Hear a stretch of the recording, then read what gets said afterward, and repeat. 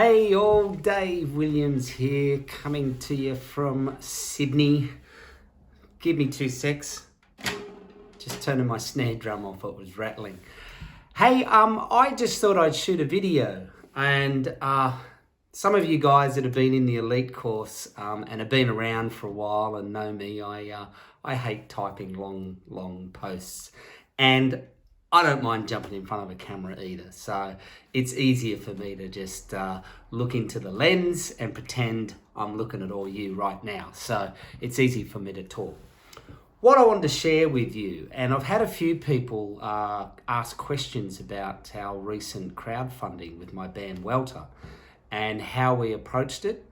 Now, for those that don't know, we just finished an Indiegogo crowdfunding program, and it was really successful. We ended on 147%, and which was fantastic, absolutely fantastic. Now, there's a few things I'd like to share, and some of them are positives and some of them are negatives.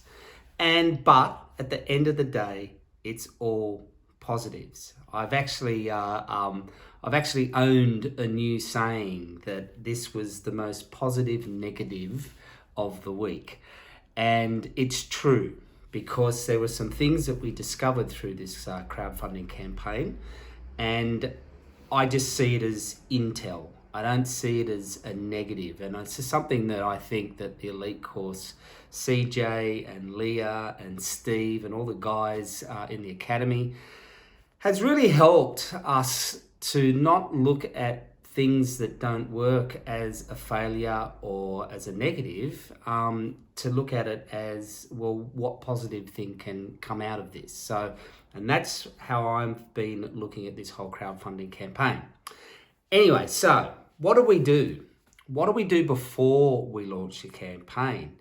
Now, for those of you that are about to, I think there's a few guys in the group that are about to do a campaign, a crowdfunding campaign. Now, when we decided that we were going to do a crowdfunding, because we weren't planning on doing a crowdfunding this year, we went into the studio the very end of last year very quickly, and we recorded and filmed a live studio sessions. Now, that was never intended to be released as an album. We actually were doing it so that we had really high quality content for Facebook and for, like our VIP superfans and things like that, that we could send them really high quality clips of us live, playing live. The recording has just turned out so good that we just went, we got to release this as a live studio sessions album along with the video. And because of COVID, we have not been able to get into the recording studio this year. So we thought it gives us something to release. This is why we've jumped on a crowdfunding campaign. So it was a little bit of a last minute decision. Now, we sort of jumped into it. I started, going forward as far as looking at the crowdfunding bodies, which one to use and all this sort of stuff. And I found that we were starting to rush. And I actually bought the book, the Crowdfunding Sorceress. Now, I can only highly recommend buying that book. If you look in Amazon, it's there, Crowdfunding Sorceress. It is fantastic. And what it did was it made me and forced me to put the brakes on. We were looking at trying to do a crowdfunding campaign, and we wanted to get it all happening, and so we could do a release like in August. And then I kind of went, you know what? Stop putting all this pressure on ourselves, because I was starting to get really freaked out and pressure, and we've got to release this. And here's a big takeaway.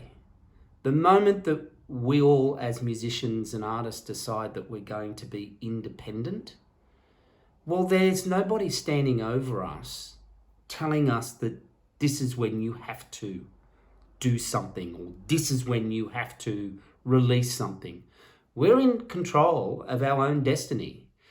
Now, that doesn't mean that we don't put end goals, and we don't put, like dates and things like that to achieve something by.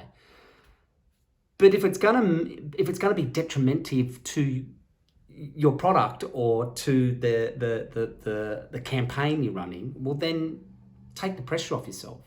go, okay, well, we don't actually have to release this in August. We're not under contract.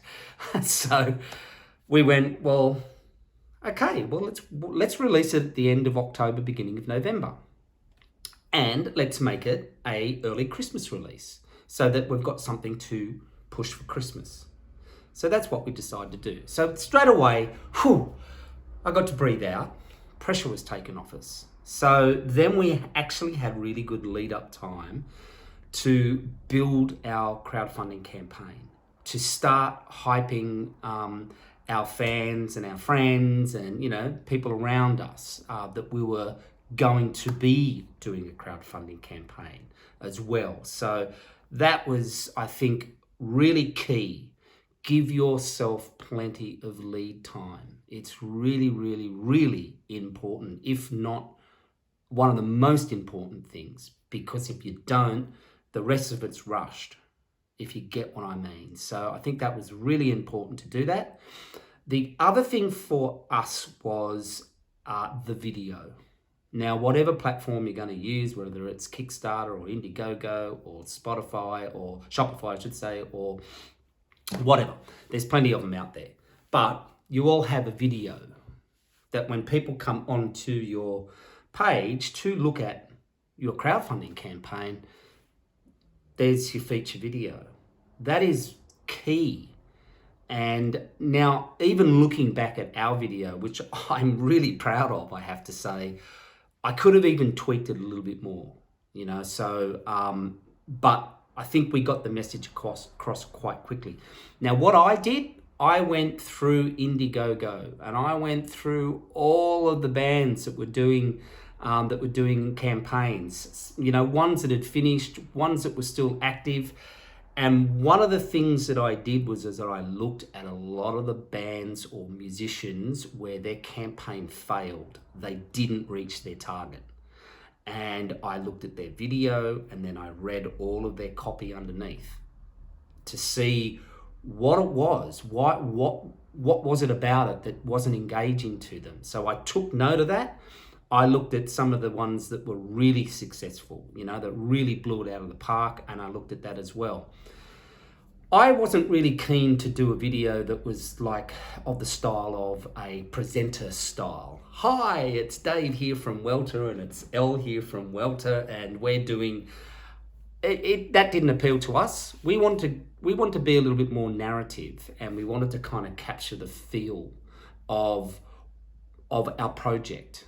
And our project was a live studio album.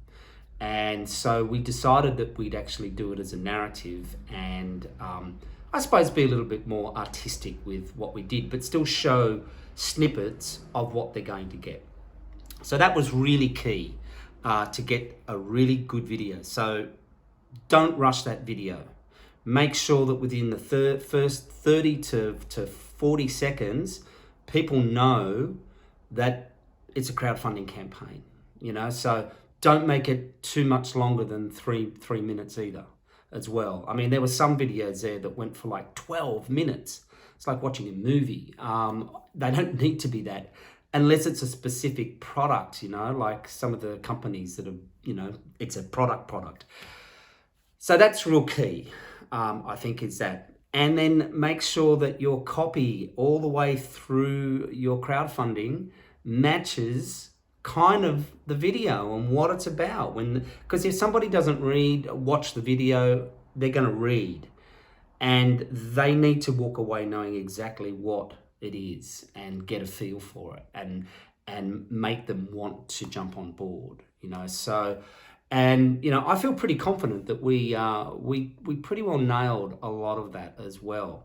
So once we got all that in place, then it was launch time. Now, during all that time, we were posting on Facebook and we were sending emails out and all that sort of stuff as well. Just, keep an eye out. We're going to be launching a crowdfunding campaign soon. Then we came up, okay, we got a date. So it was a matter then of just hyping people up to this date. And reading this book too is, if you can get to 30% of your goal within the first few hours of a crowdfunding campaign, that looks really, really good, because what happens is that there's a lot of people out there that just go onto Indiegogo looking for things. And if they come across you and they see that you've just opened your campaign, you're already at 30%, they go, oh, this is a bit of a hype. So that's another thing. Get as many people, like you line up as many people as you can to at 10 o'clock in the morning when your campaign goes live or whatever time, you get them to jump on straight away and pledge. And that kickstarts your campaign. So that was one thing that we did. And then it was, we pre-warned everybody. We pre-warned everybody saying, look, we're doing a crowdfunding campaign over the next month. We're going to be a pest. We're going to be in your face 2-3 times a day. You know, we warned everybody that that was what was going to happen, that they were going to get lots of emails, they were going to see lots of posts. I pretty well stopped posting, you know, the normal content that we post on our fan page and our group. It was pretty well all crowdfunding with the odd post here and there. And, you know, that's what you've got to do. And most people, you know, they dealt with it, you know. So anyway, so it worked. Now, one thing that we did, and this was actually something that I took from the book. A lot of people with crowdfunding campaigns, they do a launch party. And they actually advise against doing a launch party, because when you launch a campaign, what you want is people actually jumping on and pledging. You don't want people sitting around having a party. So we didn't do that. What we did was lined a whole heap of people up, as I said, and got them to pledge as soon as it opened. Now, crowdfunding campaigns, even, you know, Leah has mentioned, it's out there. Halfway through the campaign, it plateaus. So what we did was that instead of doing a launch party, we did a live stream gig right in the middle of our crowdfunding campaign. And then what we did was the people that came on and watched our live stream gig, instead of putting a link to a PayPal tip jar, which is what most of us are doing these days with live stream gigs, we actually put the link to our crowdfunding campaign as the link. So we were just telling people, instead of tipping, click the link above, go to our Indiegogo campaign, and you can make a pledge or a donation there. About 3 songs into our performance, we played a game with everybody that was on board watching our watching our stream gig. And we basically said, okay, we're going to count down from 10 to 0. When we get to 0, we want everybody at the same time to hit the share button to this stream gig. And what that did was that, you know, a bunch of people hit share and shared our live performance, which then brought new people straight into our gig. The other thing you can get people to do is actually create a watch party right at the start, and that will bring other people into the gig as well, which allowed us then to promote to new people. That was another really cool thing to do. As we were starting to get towards the end of the campaign, we actually ended up being a special guest on another artist's live stream gig that I arranged. And I said, look, when we come on, do you mind if we plug our crowdfunding campaign? And he was over the moon and said, no worries at all. And he'd already hyped up his audience, and he has a huge reach as well. So we got put in front of a whole brand new audience that had never seen us before, never heard our music, but we're similar in style. That was a really good thing too. We ended up with a few pledges that came out of just playing 2 songs on somebody else's live stream gig. And it was really beneficial to us, because we ended up with some pledges and probably ended up with some new fans as well. So that's something to keep in mind. So if you've got friends, musician friends that are of similar style to you or genre, maybe look at working out how you could go on as a guest. So that's something else that's really important. So really, at the end of the day, we ended up doing really, really well. Now for the negative, the positive negative. I find now that I've done this, because our last crowdfunding campaign was 3.5 years ago, before I'd actually even done Elite, or I was just playing around with TOM. Didn't know anything about anything. Now that I've done a crowdfunding campaign, I have to say that the crowdfunding campaign really showed me who our fans aren't. And I think that is gold. Really helpful insight. And it's made us think about where our brand is right now. And we've been using the brand Music for the Good Life for about just over 12 months now. And this is what CJ does mention about, that this is not a race. You know, this is something that you need to take time to do and make sure that things are right. And it's called testing and retesting, and running with things for long enough that you get enough information to be able to make a decision whether something's working or not.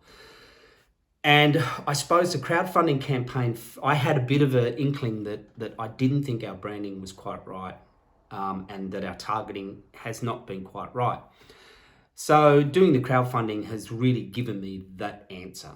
And we want to now go and look at our branding, and that's good. That's a great thing.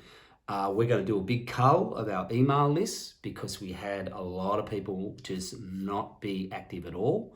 And so we're not going to delete them, but we're going to remove them, and we'll park them. And we might even revisit them down the track and do a special little promotion for them later. But we just want to make sure that the people that remain on our list are people that are engaged with us, that have either bought from us or jumped on our crowdfunding campaign. So that's been really good intel for us through this crowdfunding source, who our fans aren't. It's easy to find out who your fans are. They're the ones buying and engaging. But the ones that aren't, that was real gold for us. So that's my positive negative. Anyway, I hope this information really helps anybody out there that's sort of about to jump on a crowdfunding campaign. If you want to reach out to me, please do. Always happy to have my brains picked on certain things. But I just wanted to shoot a video, because trying to write all this down is too hard. So easier to sit here and make a video. All right, I hope you're all rocking it in whatever you're doing in your music life. And we'll catch up with you real soon. See ya. Bye.